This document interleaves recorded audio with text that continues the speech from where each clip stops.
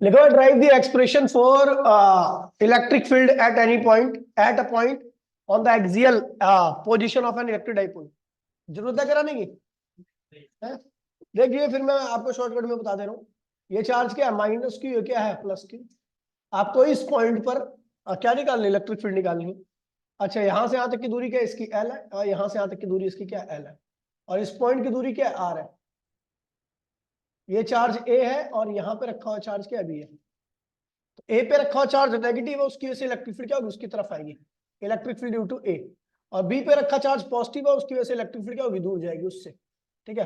आपको पता किसकी इलेक्ट्रिक फील्ड ज्यादा होगी? तो बी की इलेक्ट्रिक फील्ड ज्यादा होगी, ए की इलेक्ट्रिक फील्ड कम होगी, क्योंकि बी का चार्ज जो है ज्यादा पास में, इस पॉइंट के ज्यादा क्लोज है, और ए पे रखा चार्ज इस पॉइंट से क्या है? दूर है, तो इसलिए इलेक्ट्रिक फील्ड। तो टोटल इलेक्ट्रिक फील्ड क्या होगी आपकी? Electric field at point P equals to electric field at B minus electric field A. इन दोनों की इलेक्ट्रिक फील्ड का फॉर्मूला आपको पता ही है, क्या होता है? के क्यू अपॉन में आर स्क्वायर। ठीक है। तो इस तरीके से आपका ये सॉल्व हो जाएगा। Drive the expression for electric field at a point of equatorial. ठीक है भैया, इक्विटोरियल पे निकाल ले। माइनस क्यू चार्ज है, ये प्लस क्यू चार्ज है। ठीक है। यहां से यहां तक की दूरी एल है, यहां से यहां तक की दूरी क्या? एल है। सेंटर से वो पॉइंट जिसपे आपको इलेक्ट्रिक फील्ड निकालनी है उसकी दूरी क्या? आर है। तो अपने को पता लग गया ये दोनों दूरी क्या होगी? एक्स। ये भी क्या होगी? एक्स। एक्स की वैल्यू क्या होगी? तो आपको पता है ये आर है और ये एल है, तो एक्स की वैल्यू क्या होगी? L square plus small R square की पावर हाफ। ठीक है भैया, ये एक्स की वैल्यू है। अच्छा, ये नेगेटिव चार्ज है, इसकी इलेक्ट्रिक फील्ड क्या होगी? इसे ए कर दो, इसको बी कर दो। तो नेगेटिव चार्ज की इलेक्ट्रिक फील्ड उसके पास में आएगी, इलेक्ट्रिक फील्ड ड्यू टू ए। और पॉजिटिव चार्ज की वजह से इलेक्ट्रिक फील्ड क्या होगी? उससे दूर जाएगी, electric field due to B. अभी हम देखेंगे तो भैया बताऊंगा, तो इलेक्ट्रिक फील्ड ए की इलेक्ट्रिक फील्ड और बी की इलेक्ट्रिक फील्ड इस पॉइंट पर क्या होगी? सेम होगी, सबको पता है। तो इसको भी मैंने ई ले लिया और इसको भी मैंने ई ले लिया, ये भी ई है। इसको रिजॉल्व कर दो, आपको पता है यहाँ पे एंगल थीटा है, यानी यहाँ पे थीटा है, तो ये एंगल भी थीटा होगा, ये भी क्या होगा? थीटा होगा, क्योंकि यहाँ पर थीटा बनता है। ठीक है, क्या रखा है डेरिवेशन। इसको रिजॉल्व करोगे, इसको रिजॉल्व करोगे तो क्या होगा? ई कॉस थीटा, और इसको रिजॉल्व करोगे तो इधर क्या होगा? ई साइन थीटा। बिल्कुल सेम इस तरीके से इसको सॉल्व कर लेना, तो आपका आंसर आ जाएगा। Drive the expression of effective capacitance. अच्छा, drive the expression of energy stored in capacitor so that whenever the conductor shared charge by the bringing them into the electrical contact there is the loss of energy. देखिए पहले ये कह रहा है capacitor के अंदर energy stored का formula लिखा है, तो भैया आपको पता है ये कैपेसिटर है। ठीक है, कैपेसिटर को आपने क्या किया? एक बैटरी से जोड़ दिया, और ये बैटरी क्या कर रही है? यहाँ से लगातार इलेक्ट्रॉन को खींच करके इसको क्या कर रही है? Positive charge. इसको क्या बना रही है? Negative charge. यहाँ से यहाँ तक की दूरी क्या? डी है, और इसके बीच में इलेक्ट्रिक फील्ड क्या? ई है, और ई की वैल्यू होती है सिग्मा अपॉन में एप्सिलॉन नॉट। याद नहीं? याद है? सिग्मा अपॉन में एप्सिलॉन नॉट थी। ठीक है भैया, तो मैंने कहा ये बैटरी जिसका पोटेंशियल क्या है? कांस्टेंट है, वो लगातार यहां से इलेक्ट्रॉन को खींच रही है और इसके ऊपर इलेक्ट्रॉन को ट्रांसफर करिए। इस वाली से खींच रही है और इसके ऊपर ट्रांसफर करिए। इसके ऊपर धीरे धीरे क्या हो रहा है? नेगेटिव चार्ज बढ़ रहा है, इसके ऊपर धीरे धीरे क्या हो रहा है? पॉजिटिव चार्ज बढ़ रहा है। तो मैंने मान लिया किसी भी इंस्टेंट पर, एट एनी इंस्टेंट, किसी भी इंस्टेंट पर अगर मैं देखूं तो वर्क कितना हुआ होगा? डब्ल्यू। आपको पता है वर्क, इलेक्ट्रिसिटी में वर्क जो होता है वो पोटेंशियल इंटू में चार्ज। किसी भी इंस्टेंट पर चार्ज की वैल्यू क्या थी? डी क्यू थी। किसी भी इंस्टेंट पर चार्ज की वैल्यू क्या होगी? D Q. और जिसने इस चार्ज को ट्रांसफर किया पोटेंशियल क्या आपका? हमेशा वी रहेगा। और आपको पता है वी क्या होता है? क्यू अपॉन में सी। याद है? D Q. ये हो गया डी डब्ल्यू। टोटल वर्क निकालना है, तो टोटल वर्क के लिए आप इसको क्या करो? इंटीग्रेट कर दो। तो डब्ल्यू का इंटीग्रेशन क्या होता है? डब्ल्यू डी डब्ल्यू का क्यू 1 में सी क्या हुआ? बाहर आ गया। क्यू डी क्यू का इंटीग्रेशन क्या होगा? क्यू स्क्वायर अपॉन में 2। इसको सॉल्व कीजिए तो क्या होगा? हाँ, क्यू स्क्वायर अपॉन में 2c। और आपको पता है क्यू क्या होता है? सीवी के बराबर होता है, तो यहाँ पे आप आगे सॉल्व कर सकते हो। ठीक है भैया, आगे बात करते भैया। अच्छा, यहाँ पे ये लिखा हुआ है, show that whenever two conductors share charge by then bringing them into the electrical contact there is the loss of energy। क्या कह रहा है ये?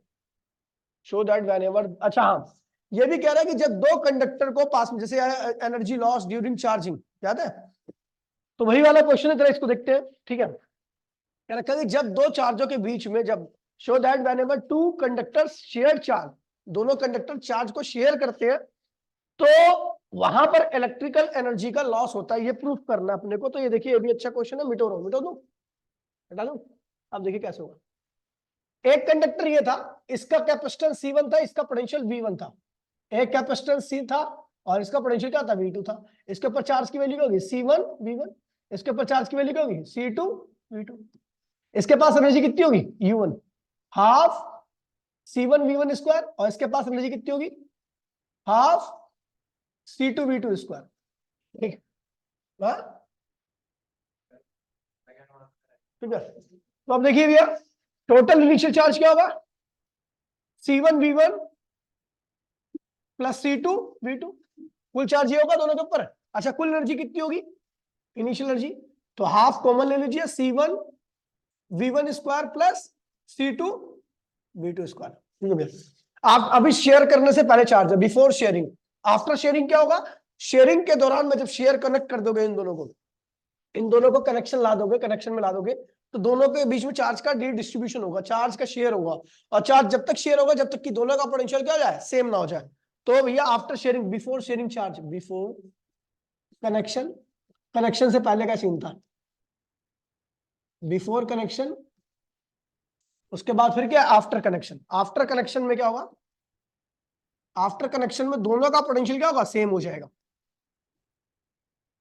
पता ना, दो बॉडी को कनेक्ट करते हैं तो उनके बीच में चार्ज की शेयरिंग जब तक होती है जब तक कि दोनों का पोटेंशियल क्या सेम हो जाए। तो इसके ऊपर चार्ज कितना होगा, C1V, इसके ऊपर चार्ज कितना होगा, C2V। अच्छा, टोटल चार्ज क्या होगा, फाइनल चार्ज, V कॉमन ले लो, C1 प्लस C2। अच्छा, एनर्जी कितनी होगी इसके पास, हाफ C1V स्क्वायर, और इसके पास एनर्जी कितनी होगी, हाफ C2V स्क्वायर। ठीक है, तो ये टोटल फाइनल एनर्जी क्या हो जाएगी, U1 प्लस U2। U1 की वैल्यू क्या है, हाफ C1V स्क्वायर, और U2 की वैल्यू क्या है, हाफ C2V स्क्वायर।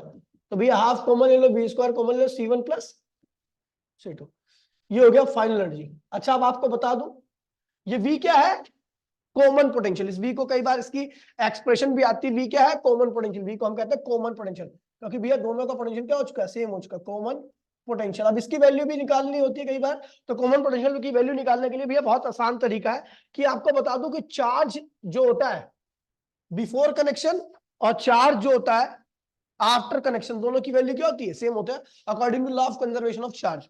ठीक है, क्यू इनिशियल बराबर में क्यू फाइनल, क्यों, according to law of conservation of charge, LC, law of conservation of charge. ठीक है भैया, तो इनिशियल चार्ज क्या है, C1V1 plus C2V2, final charge क्या है, V C1 प्लस C2।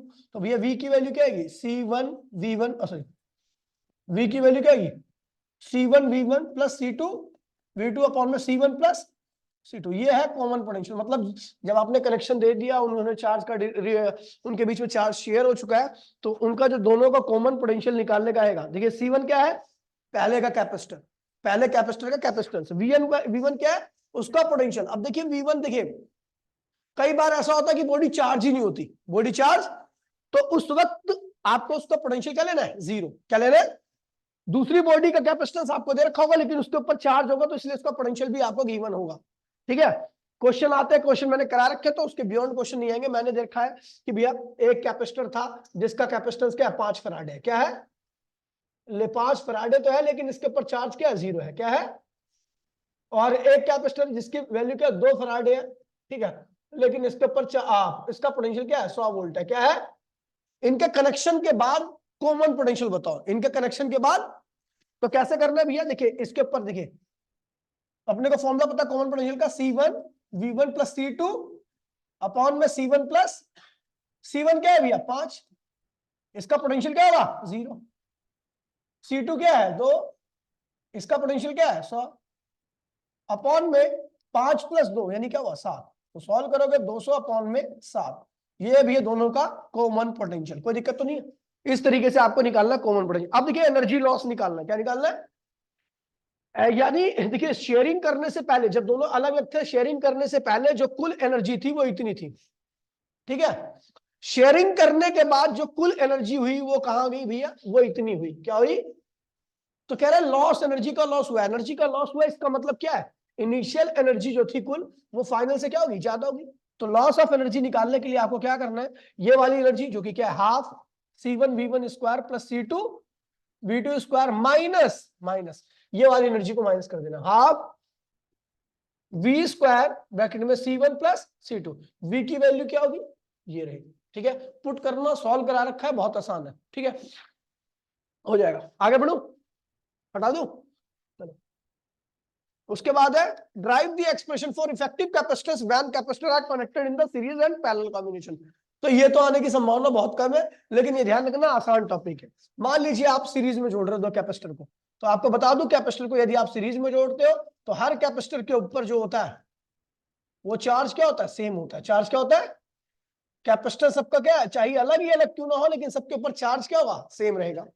और जब कैपेसिटेंस अलग अलग है, चार्ज सेम है, तो सबका पोटेंशियल भी क्या होगा, अलग अलग रहेगा।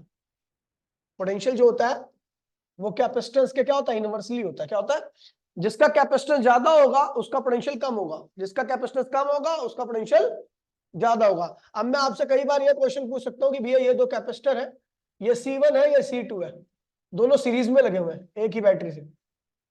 कह रहे हैं C1 C2 से ज्यादा है, तो बताओ किसका पोटेंशियल ज्यादा होगा, C2 का। तो इसका पोटेंशियल V2 जो होगा वो V1 से ज्यादा होगा। ठीक है, क्योंकि आपको पता सीरीज में तो दोनों पे चार्ज क्या रहेगा, सेम ही रहेगा। चार्ज सेम है, चार्ज कांस्टेंट हो गया, तो हमें पता है भैया कि Q इक्वल्स में क्या होता है, CV होता है। चार्ज को कांस्टेंट कर दो तो क्या होगा, V अपॉन में क्या, V इंटू में C हो जाएगा। तो यहां से आपका क्या होगा, V इक्वल्स टू में कांस्टेंट अपॉन में क्या हो गया, C। कांस्टेंट हटाने पर क्या होता है, V इज इनवर्सली इनटू क्या होगा, C आ जाएगा। कोई दिक्कत तो नहीं है। अब देखिए आप सीरीज में टोटल वो निकाल रहे हो, तो आपको बता दूं जो कुल पोटेंशियल होता है ये V1 V2, ये टोटल पोटेंशियल, बैटरी का कुल पोटेंशियल क्या है, V। ये V जो होता है सीरीज में वो V1 plus V2 plus V3 के बराबर आएगा। ठीक है, अच्छा V क्या है, टोटल पोटेंशियल है। क्या है ये, पोटेंशियल जो होता है वो चार्ज अपॉन में कैपेसिटेंस के रेशियो के बराबर आता है। क्या आता है, ठीक है, ये टोटल पोटेंशियल क्या होगा, टोटल चार्ज। ठीक है, टोटल चार्ज भी है, जितना हर कैपेसिटर पे चार्ज होता है ना सीरीज में, वही क्या होता है, टोटल चार्ज होता है। क्या होता है, टोटल चार्ज क्या है, Q है। ठीक है, और टोटल कैपेसिटेंस मैंने मान लिया इन तीनों का कुल कैपेसिटेंस आ गया CS क्यों लिखा, क्योंकि सीरीज में है। ठीक है, V1 क्या होगा, इसके अक्रॉस का पोटेंशियल, वो कैसे निकलेगा, चार्ज अपॉन में इसका कैपेसिटेंस। चार्ज कितना है, Q, और कैपेसिटेंस क्या है, C1। V2 क्या है, इसका पोटेंशियल, वो कैसे निकलेगा, Q अपॉन में C2, ऐसे Q अपॉन में C3। Q को कॉमन ले लीजिए तो आपका आंसर आएगा सीरीज कॉम्बिनेशन में 1 बाय में C1 प्लस 1 बाय में C2। आगे बढ़ते हैं, ठीक है भैया। और ऐसी पैरेलल में निकालना है तो पैरेलल में आपको बता दूं, प्रॉपर्टी ध्यान रखना, बाकी तो कोई दिक्कत ही नहीं है। ये पैरेलल में कैपेसिटर लगे हुए, ठीक है, इसके ऊपर चार्ज अलग अलग होगा, क्योंकि पैरेलल में सब पेपर चार्ज क्या होता है, अलग अलग होता है, लेकिन सबका पोटेंशियल क्या होता है, सेम होता है, क्योंकि एक ही बैटरी से जुड़े होते हैं।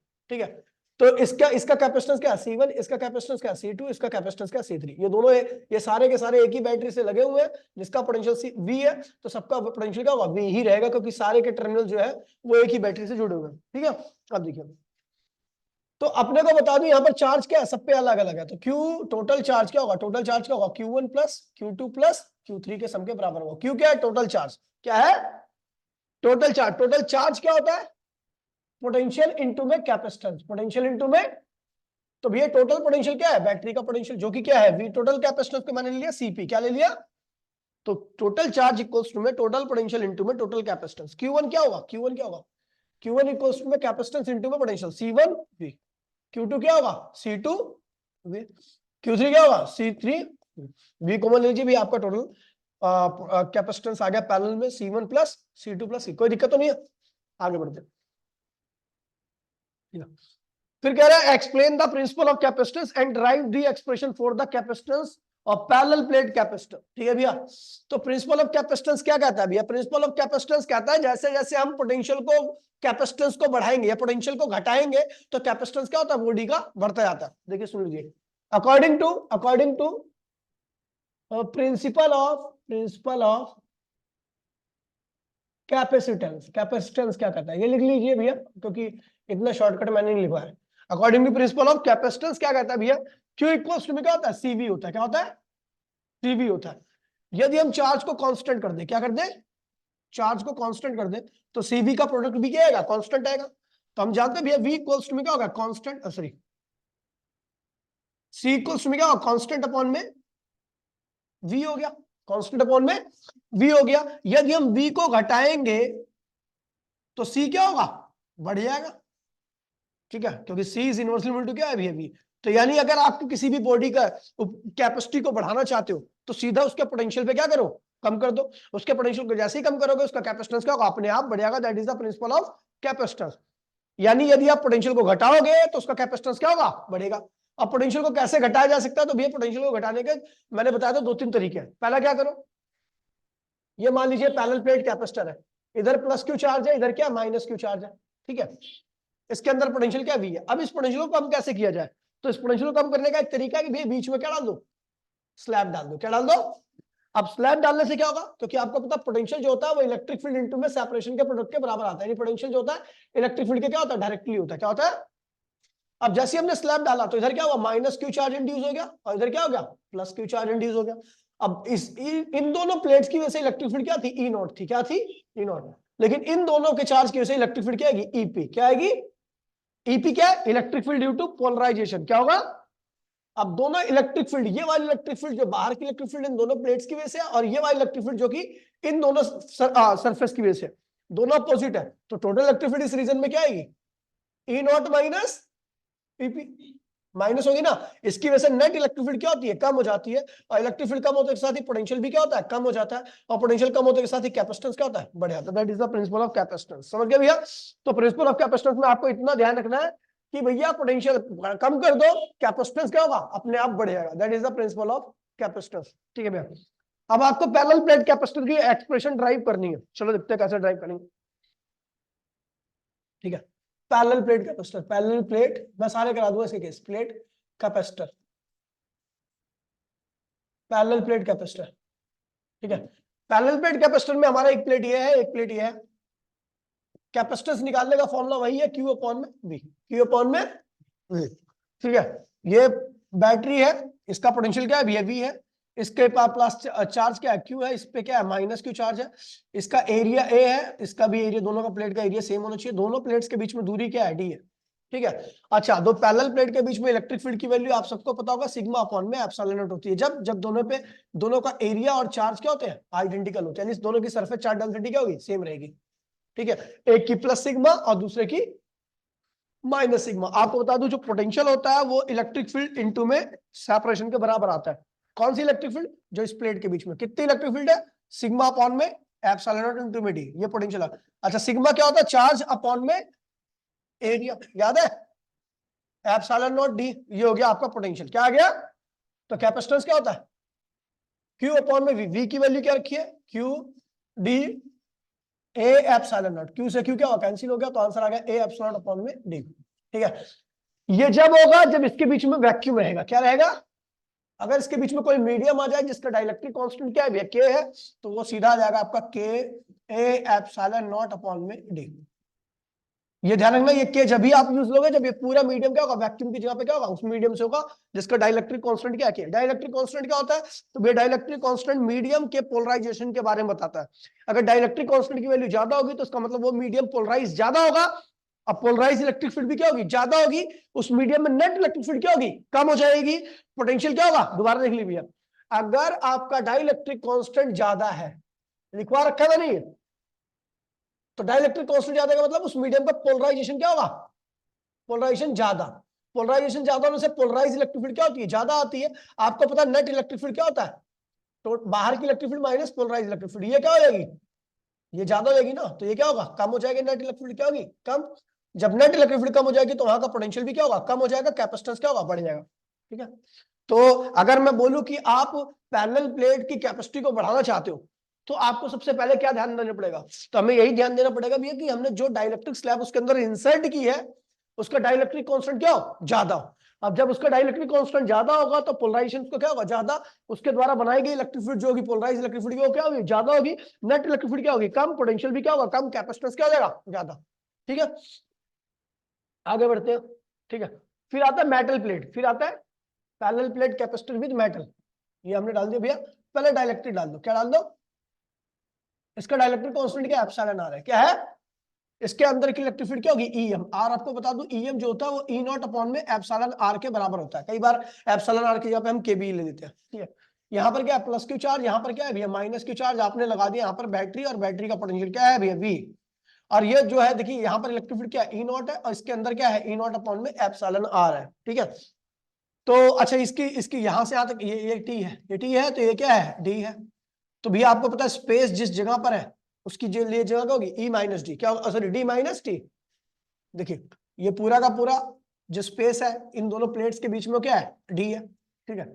अच्छा इसने कितना घेर रखा है, वो टी घेर रखा है, तो ये जो जगह है, जो खाली जगह है, उसके लिए क्या होगी, डी माइनस टी तो होगा। तो ये जो टोटल पोटेंशियल है वो क्या होगा, स्पेस का पोटेंशियल प्लस मीडियम के पोटेंशियल के आएगा। स्पेस का पोटेंशियल क्या भी है, स्पेस में स्पेस ये रहा, तो यहाँ का पोटेंशियल क्या होगा, यहाँ की इलेक्ट्रिक फील्ड इनटू में यहाँ के लिए गैप, कितना कितना गैप है भैया, कुल गैप डी है, दोनों प्लेट्स के बीच में गैप क्या है, डी है, इसने कितना घेर रखा है, टी, तो क्या होगा डी माइनस। और मीडियम के अंदर पोटेंशियल कैसे निकलेगा, तो मीडियम का पोटेंशियल होगा मीडियम की इलेक्ट्रिक फील्ड इनटू में मीडियम के लिए गैप कितना है भैया, टी, ठीक है। तो V इक्वल्स टू में क्या हो जाएगा आपका, E not D minus T, और EM क्या होगा, E नॉट अपॉन में एप्सिलॉन आर इनटू में क्या होगा टी। तो भैया आपका V टोटल पोटेंशियल होगा, E नॉट कॉमन ले लीजिए, D minus T plus T upon में एप्सिलॉन आर। अच्छा आपको बता दो E नॉट क्या है, तो दो पैरेलल प्लेट के बीच में इलेक्ट्रिक फील्ड, और उसकी वैल्यू आपको पता है सिग्मा अपॉन में epsilon not, D minus T plus T upon में एप्सिलॉन आर, ठीक है। ये पोटेंशियल आ गया। अच्छा सिग्मा की वैल्यू आपको पता ही है, क्यू, सिग्मा क्या होता है, सिग्मा क्या होता है, क्यू अपॉन में ए, क्यू अपॉन में ए। तो भैया यहाँ पर सिग्मा की जगह पे आप क्या लिखो, क्यू अपॉन में, उसके बाद कैपेसिटेंस का फॉर्मूला आपको पता है क्यू अपॉन में वी, वी की पूरी वैल्यू जो आई है आपको सिग्मा की वैल्यू के साथ यहाँ पुट कर देनी है, आपका आंसर आ जाएगा। फिर आता है मेटल प्लेट, क्या आता है, मेटल प्लेट। अगर मान लीजिए parallel plate capacitor metal plate डली हुई है उसके अंदर, तो क्या करेंगे भैया, तो पहली बात तो भैया आपको बता दो, मेटल प्लेट का जो पोलराइजेशन होता है और उसकी जो इलेक्ट्रिक फील्ड होती है वो बाहर की इलेक्ट्रिक फील्ड के क्या होता है, बराबर होती है। मेटल प्लेट के अंदर जो पोलराइज इलेक्ट्रिक फील्ड होती है वो बाहर के जिस रीजन में, जिस इलेक्ट्रिक फील्ड में रखा गया होता है उसके बराबर होता है। अब देखिए पोलराइज इलेक्ट्रिक फील्ड और ये दोनों एक दूसरे क्या होते हैं, अपोजिट होते हैं। पोलराइज इलेक्ट्रिक फील्ड और ये दोनों एक दूसरे का हमेशा क्या होता है, अपोजिट होता है। अब देखिए ये क्या है, प्लस क्यू चार्ज, ये क्या है माइनस क्यू चार्ज, ये ए। अच्छा यहाँ दोनों के बीच में गैप क्या है, डी। ये क्या है, मेटल है, मेटल का डाइलेक्ट्रिक कांस्टेंट जो होता है वो इनफाइनाइट होता है, क्या होता है, डाइलेक्ट्रिक कांस्टेंट इनफाइनाइट होगा तो पोलराइजेशन भी क्या होगा, बहुत ज्यादा, इलेक्ट्रिक फील्ड भी क्या होगी इसकी, बहुत ज्यादा। कितनी ज्यादा, जितनी बाहर की इलेक्ट्रिक फील्ड होती है उतनी ही इसकी इलेक्ट्रिक फील्ड भी होगी इसके अंदर की, ठीक है। तो बाहर की इलेक्ट्रिक फील्ड क्या होगी, ई नॉट, और अंदर आपको पता है जितना प्लस क्यू चार्ज है उतना ही क्या होगा, माइनस क्यू चार्ज इधर आएगा, जितना माइनस क्यू चार्ज इधर है उतना प्लस क्यू चार्ज इधर आ जाएगा। तो ये इलेक्ट्रिक फील्ड क्या होगी, ईपी इधर आएगी, उल्टी डायरेक्शन प्लस से माइनस की तरफ, ठीक है। तो हम देख रहे हैं ई नॉट और ईपी दोनों एक दूसरे के बराबर है, तो इसके अंदर जो नेट इलेक्ट्रिक फील्ड होगी इसके अंदर, केवल इसके अंदर, ठीक है, वो होगी आपकी ई नॉट माइनस ईपी। और आपको पता है ई नॉट ईपी दोनों मैग्नीट्यूड वाइज क्या सेम है, तो अंदर की इलेक्ट्रिक फील्ड क्या होगी, जीरो। अंदर की तरफ किसी प्रकार की कोई इलेक्ट्रिक फील्ड नहीं बचेगी, किसके अंदर, मेटल के अंदर। मेटल के अंदर दोबारा बोल रहा हूं, मेटल का डाइलेक्ट्रिक कांस्टेंट क्या होता है, इनफाइनाइट। इसका मतलब उसकी इलेक्ट्रिक फील्ड बहुत ज्यादा बनाएगा। रीजन बड़ा सिंपल सा है, क्योंकि मेटल के पास बहुत सारे फ्री इलेक्ट्रॉन्स होते हैं, तो पोलराइज बहुत अच्छा होता है। जो पोलराइज होगा इसका मतलब उसके पास बहुत इलेक्ट्रॉन है, ठीक है। तो मेटल का पोलराइजेशन बहुत अच्छा होता है, उसके द्वारा बनाई गई इलेक्ट्रिक फील्ड और बाहर की इलेक्ट्रिक फील्ड एक दूसरे की क्या होती है, अपोजिट होती है। क्या होती है, अपोजिट इलेक्ट्रिक फील्ड माइनस करती है। अब दोनों सेम है और माइनस हो रही है, तो नेट इलेक्ट्रिक फील्ड इसके रीजन में, इसके अंदर क्या होगा, जीरो। अब अंदर इलेक्ट्रिक फील्ड जीरो होगी तो पोटेंशियल भी अंदर का क्या होगा, जीरो होगा, क्योंकि इलेक्ट्रिक फील्ड के डायरेक्टली प्रोपोर्शनल होता है, ठीक है। अब देखिए टोटल पोटेंशियल आपका V है, वो किसके बराबर होगा, मीडियम का पोटेंशियल प्लस स्पेस का पोटेंशियल। मीडियम में पोटेंशियल क्या है, जीरो, क्योंकि मीडियम कौन सा है, मेटल का है। अब इसके अंदर किसी प्रकार की इलेक्ट्रिक फील्ड नहीं होगी। अब जो इलेक्ट्रिक फील्ड होगी वो क्या होगी, कहां पे होगी, पोटेंशियल, इस बाहर, बाहर का पोटेंशियल क्या होगा, बाहर की इलेक्ट्रिक फील्ड इनटू में बाहर के लिए गैप, तो इसकी थिकनेस क्या है, टी, और पूरी थिकनेस क्या है, डी, तो क्या होगा, डी माइनस टी। तो भैया टोटल पोटेंशियल क्या होगा, ई नॉट की वैल्यू क्या होगी, सिग्मा अपॉन में एप्सिलॉन डी माइनस टी, ठीक है। सिग्मा की वैल्यू क्या होती है, क्यू अपॉन में ए एप्सिलॉन डी माइनस टी। ये हो गया टोटल पोटेंशियल। टोटल पोटेंशियल क्या होता है भैया, टोटल चार्ज अपॉन में टोटल कैपेसिटेंस। चार्ज क्या, क्यू, और सी क्या है भैया, Q A epsilon D minus T. Q से क्यू क्या कैंसिल हो गया, A epsilon D minus T, answer आ गया, ठीक है। ये parallel plate capacitor with metallic slab है, ठीक है। आगे बढ़े, ठीक है, चलो। कह रहे भैया state the Gauss theorem. Gauss theorem कहती है भैया कि एक एनक्लोज बॉडी है जिसके अंदर चार्ज क्या है, प्लस क्यू है, तो प्लस क्यू होगा तो बाहर की तरफ आएगी इलेक्ट्रिक फील्ड, पॉजिटिव फ्लक्स होगा, माइनस क्यू होगा तो अंदर की तरफ जाएगी, ठीक है। यहाँ पे लगा दिए, तो टोटल फ्लक्स क्या होगा, प्लस माइनस क्यू अपॉन में एप्सिलॉन नॉट। प्लस क्यू मतलब पॉजिटिव फ्लक्स, माइनस क्यू मतलब negative flux. Negative flux inward होता है, ठीक है। ये गॉस थ्योरम है। लाइन चार्ज, एक लाइन है जिसके जिसके पर यूनिट लेंथ पर चार्ज कितना है, लैम्डा, क्या है, ये लाइन है। तो आपने क्या किया, एल लेंथ को कवर कर लिया गॉसियन सरफेस से, इसकी एल लेंथ को कवर कर लिया, इसके पर यूनिट लेंथ पर कितना चार्ज है लैम्डा, तो इसके अंदर कुल कितना चार्ज होगा लैम्डा इंटू में एल, एनक्लोज चार्ज क्या है लैम्डा एल। ठीक है, आपको बता दूं यहां से और यहां से कोई फ्लक्स नहीं होगा, रीजन बड़ा सिंपल सा, क्योंकि इलेक्ट्रिक फील्ड लाइन कैसे निकलती है परपेंडिकुलर, कैसे निकलती है, तो कोई भी लाइन सीएसए से पास नहीं होगी, ये सॉरी क्रॉस सेक्शन से पास नहीं होगी, इसलिए यहाँ पे फ्लक्स नहीं होगा। कहां से फ्लक्स होगा, केवल क्रॉस सेक्शन एरिया से, किससे, सॉरी सीएसए से, कर्व सरफेस एरिया से। ठीक है भैया, तो भैया टोटल फ्लक्स क्या होता है, गॉस कहते हैं एनक्लोज चार्ज अपॉन में एप्सिलॉन नॉट, और एक और क्या होता है भैया टोटल फ्लक्स, क्या होता है टोटल फ्लक्स, क्या होता है इलेक्ट्रिक फील्ड, मान लीजिए इसकी सरफेस में इलेक्ट्रिक फील्ड कितनी है ई, और एरिया कर्व सरफेस एरिया क्या होता है 2 पाई आर, आर क्या है रेडियस, जहां पर आप इलेक्ट्रिक फील्ड देख रहे हो, यहाँ पर इलेक्ट्रिक फील्ड मैंने ई एज्यूम कर रखा है, ये जो इलेक्ट्रिक फील्ड जा रही है ना इसकी वैल्यू यहाँ पर क्या है, इसकी सरफेस पे ई है, तो ई और 2 पाई और लंबाई कितनी है इसकी एल है। ठीक है, तो भैया क्यू की वैल्यू क्या रखी है, एनक्लोज चार्ज है लैम्डा एल एप्सिलॉन नॉट, और ये क्या होगा ई 2 पाई आर एल, तो भैया आपका एल से एल क्या होगा कैंसिल हो गया, आपका इलेक्ट्रिक फील्ड आ जाएगा। फिर उसके बाद क्या करना भैया, electric field to parallel sheet, sheet की वजह से। ठीक है भैया, शीट की वजह से आपको निकालनी है, तो शीट की वजह से देखिए ये शीट है, ठीक है, इसके पर यूनिट एरिया पर चार्ज कितना है सिग्मा, कितना, तो मैंने मेरे को जहां पे निकालना था उसका एरिया क्या ए ले लिया मैंने, क्या ले लिया, तो इस पे कुल चार्ज कितना होगा सिग्मा इंटू में क्या होगा, इसके पर यूनिट एरिया पे चार्ज कितना है सिग्मा, मैंने जो एरिया लिया है वो कितना है ए है, तो उस पर चार्ज कितना होगा सिग्मा है। ठीक है, अब यहां से एक सिलेंडर बना दिया इस टाइप का, इसका भी एरिया क्या होगा ए होगा, इसका भी एरिया क्या होगा ए होगा, जैसा कि हमें पता है ये प्लेट कैसी है पॉजिटिव चार्ज है, तो इलेक्ट्रिक फील्ड लाइन ऐसे निकलेगी और इस वाली सरफेस से ऐसे निकलेगी, इलेक्ट्रिक सॉरी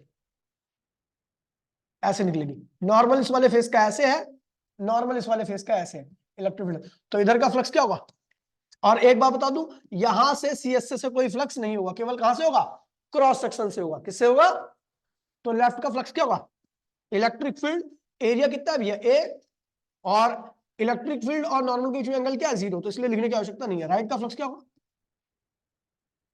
क्या होगा इलेक्ट्रिक फील्ड एरिया कितना है ए, और नॉर्मल इलेक्ट्रिक फील्ड दोनों पहला, इसलिए कॉस की 0 की वैल्यू क्या होगी 1, टोटल फ्लक्स क्या होता है लेफ्ट का फ्लक्स प्लस राइट का फ्लक्स, टोटल फ्लक्स की वैल्यू क्या होती है एनक्लोज चार्ज कितना है सिग्मा एप्सिलॉन नॉट, और ये क्या होगा लेफ्ट का फ्लक्स क्या है ई है, और राइट का फ्लक्स क्या है ई है, तो भैया आप ए ई ए 2 ई है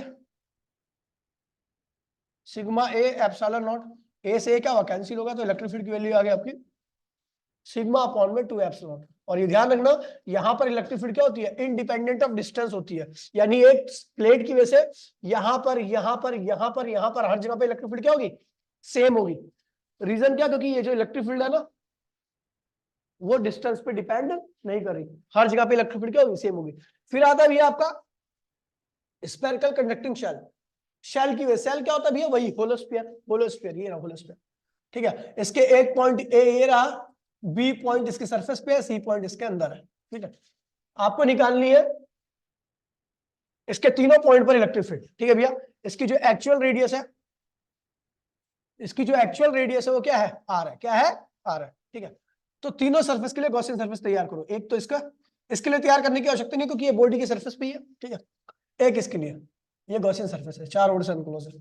तो सबसे पहले ए पॉइंट पर इलेक्ट्रिक फील्ड निकालते हैं, उसके लिए मैंने क्या किया एक छोटा सा एरिया ले लिया डी है, नॉर्मल क्या होगा ये होगा, आपको पता है इस बॉडी के ऊपर कुल कितना चार्ज है प्लस क्यू, तो इलेक्ट्रिक फील्ड कैसे निकलती है ऐसे, तो मैं देख रहा हूँ नॉर्मल इलेक्ट्रिक फील्ड ए पॉइंट की इलेक्ट्रिक फील्ड क्या है, जो ए पॉइंट से जो इलेक्ट्रिक फील्ड पास करेगी और नॉर्मल दोनों की डायरेक्शन क्या होगी सेम होगी, तो इधर का फ्लक्स क्या होगा फाई इक्वल्स टू में क्या पड़ा इंटीग्रेशन ऑफ इलेक्ट्रिक फील्ड जो कि ए है और एरिया जो कि क्या है भैया डी है, क्या है, और आपको बता दूं कॉस लिखने की आवश्यकता नहीं है क्योंकि नॉर्मल इलेक्ट्रिक फील्ड दोनों क्या है पैरेलल है। ठीक है, टोटल फ्लक्स क्या होता है एनक्लोज चार्ज इस वाली सरफेस ने कितना चार्ज एनक्लोज कर रखा है क्यों, कितना किया है प्लस क्यू अपॉन में एप्सिलॉन नॉट। ठीक है भैया, इलेक्ट्रिक फील्ड ए की क्या होगी इस सरफेस पे हर जगह पे इलेक्ट्रिक फील्ड क्या होगी एक जैसी होगी क्योंकि इस चार्ज से दूरी क्या सबकी सेम है, समझ गया, और एरिया क्या होगा इसका कुल सरफेस एरिया क्या होगा क्योंकि इसकी रेडियस क्या है आर है, कल मैंने कराया था ना, तो 4 पाई आर, यही कराऊंगा कोई दिक्कत नहीं है। Electric field at point A क्या होगा आपका Q A 4 pi epsilon naught R square. ऐसे ही आप इसके सरफेस पे निकालोगे तो स्मॉल आर की वैल्यू क्या होगी, कैपिटल आर के बराबर हो जाएगी, है ना। और अंदर निकालोगे तो अंदर कोई एनक्लोज चार्ज नहीं, इलेक्ट्रिक फील्ड की वैल्यू क्या होगी, 0 होगी। ठीक है, अब आते भैया कुलाम्स लॉ एंड एक्सप्रेशन और वेक्टर फॉर्म ड्राइव करनी है। कुलाम्स लॉ क्या कहता है भैया कि दो चार्जेस के बीच में लगने वाला फोर्स उन दोनों चार्जेस के प्रोडक्ट के डायरेक्टली होता है, उनके बीच के डिस्टेंस का क्या होता है, इनवर्सली होता है, स्क्वायर का इनवर्सली होता है। इसकी वेक्टर फॉर्म क्या होती है, तो फोर्स एक वेक्टर क्वांटिटी होती है, इसके पास मैग्नीट्यूड और डायरेक्शन होती है। डायरेक्शन किसकी लेनी है, रेडियस की। ठीक है, तो एफ की वैल्यू क्या होगी, के क्यू अपॉन में आर स्क्वायर, और ये क्या होगा, आर कैप की वैल्यू क्या होगी, आर वेक्टर अपॉन में आर का मैग्नीट्यूड। तो के क्यू अपॉन में आर वेक्टर अपॉन में आर की भी आंसर होगा। ठीक है भैया, वेक्टर फॉर्म हो गया। ठीक है, कहाँ गया, ये रहा। ठीक है, कौन सा कर रहा था मैं, सातवां। ठीक है, states coulomb's law, derive the expression और derive it using the Gauss theorem. अच्छा, गॉस थ्योरम का इस्तेमाल करके करना।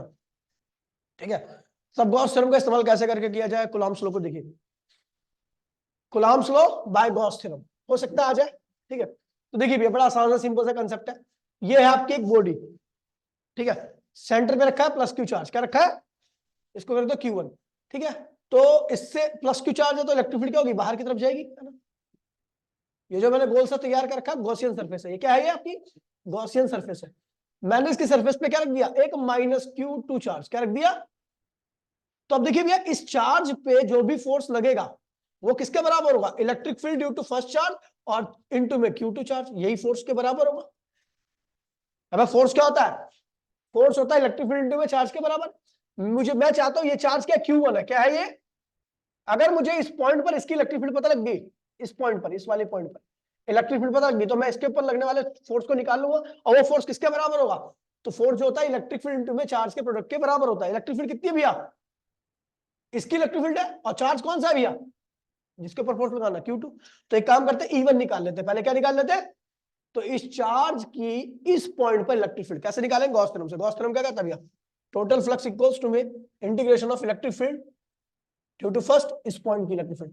अच्छा, एरिया डीए हमने लिया, इसकी छोटी सा एरिया क्या होगा, डीए होगा, क्या होगा, डीए। ठीक है, और अब देखिए टोटल फ्लक्स क्या होता है, तो टोटल फ्लक्स होता है एनक्लोज चार्ज। एनक्लोज चार्ज कितना है, प्लस Q1 अपॉन में एप्सिलॉन नॉट, इलेक्ट्रिक फील्ड क्या है, E1 बाहर निकाल दो, अंदर क्या आएगा, डीए, क्या आएगा, डीए।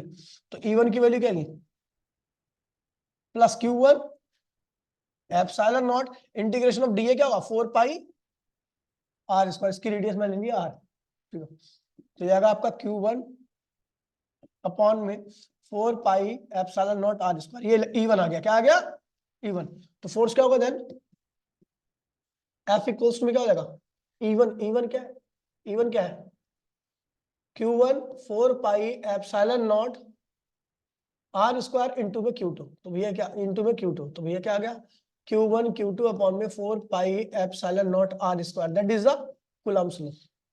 गॉस थ्योरम का इस्तेमाल करके हमने क्या निकाल दिया, कूलम्ब्स लॉ। दोबारा से मैं इस चीज को रिपीट कर देता हूं, देखिए ये है आपका गॉसियन सरफेस, इसके अंदर चार्ज क्या रखा है, Q1, क्या रखा है, आप इसकी दूरी कितनी है, यहां से R, इसके सरफेस की, तो मुझे इस पॉइंट पर इलेक्ट्रिक फील्ड निकालनी है, निकाल लो E1, क्या निकाल लो, आपको पता है इसके सरफेस पे हर जगह पे इलेक्ट्रिक फील्ड क्या होगी, E1 ही होगी, क्या होगी, क्योंकि इस Q1 चार्ज से सरफेस की दूरी क्या है, सेम है।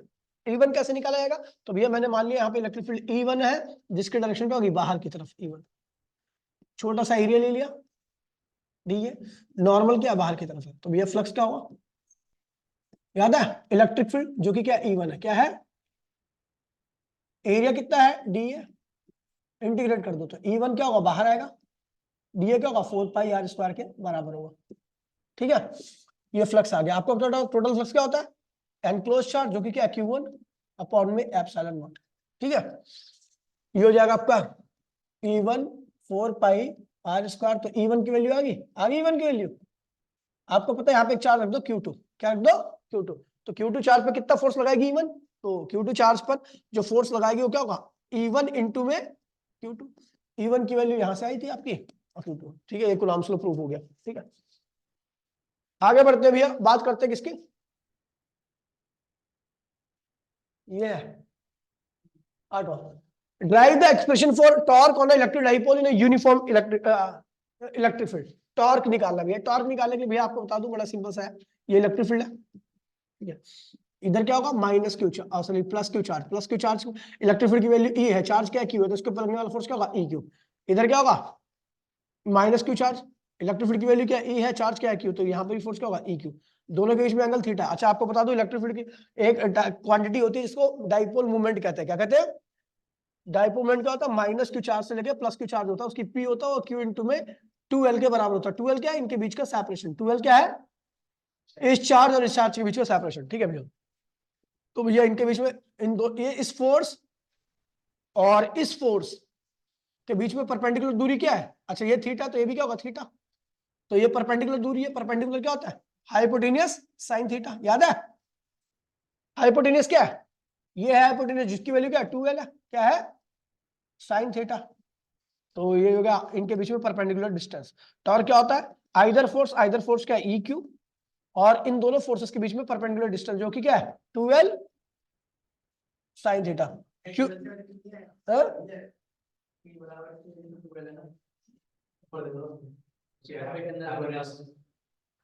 अबे ये परपेंडिकुलर है, कहाँ पे,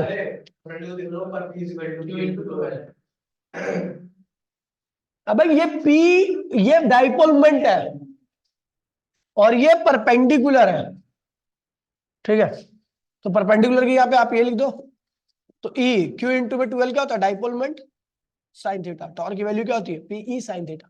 कोई दिक्कत तो नहीं है, कौन कौन है धनुपुर में, हेलो डॉट से आया, अबे डॉट से वही होगा जिसने फीस नहीं दी होगी अप्रैल की फरवरी की, ठीक है, छोड़ कोई बात नहीं, ठीक है भैया।